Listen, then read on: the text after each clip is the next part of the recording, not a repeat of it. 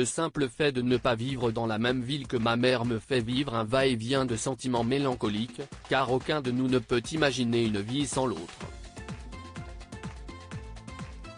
Mais penser qu'il y a des parents qui doivent vivre la mort de leur propre enfant est inimaginable et tout simplement douloureux. C'est l'histoire de Connie Yates et Chris Gare, et comment ils ont perdu leur fils de 8 mois. Le fils de ce jeune couple anglais était atteint d'une maladie appelée syndrome de déplétion mitochondriale.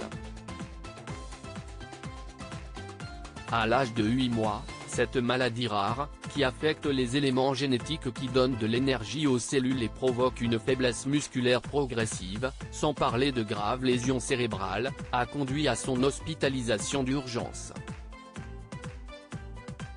L'avocate de la famille, Laura Obéanché, a déjà avoué que Connie et Chris sont complètement dévastés par la décision horrible et cruelle prise par le tribunal anglais, mais qu'il est encore temps de faire appel et qu'ils sont déterminés à le faire.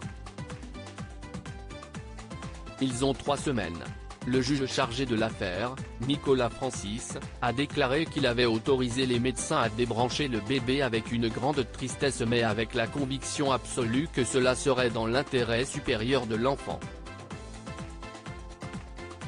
Je sais que c'est le jour le plus triste pour les parents de Charlie, mais j'espère qu'avec le temps, ils finiront par accepter que c'est la meilleure chose pour Charlie, pour le laisser reposer en paix. Connie et Chris, tous deux originaires de Buffon, à Londres, prévoyaient d'emmener Charlie aux États-Unis pour lui faire subir un traitement spécial destiné à combattre une forme de syndrome de déplétion mitochondriale.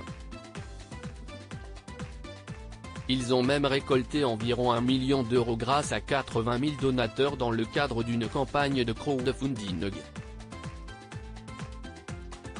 Nous envoyons toute notre force à Connie et Chris, nous ne pouvons pas imaginer la douleur qu'ils traversent en ce moment.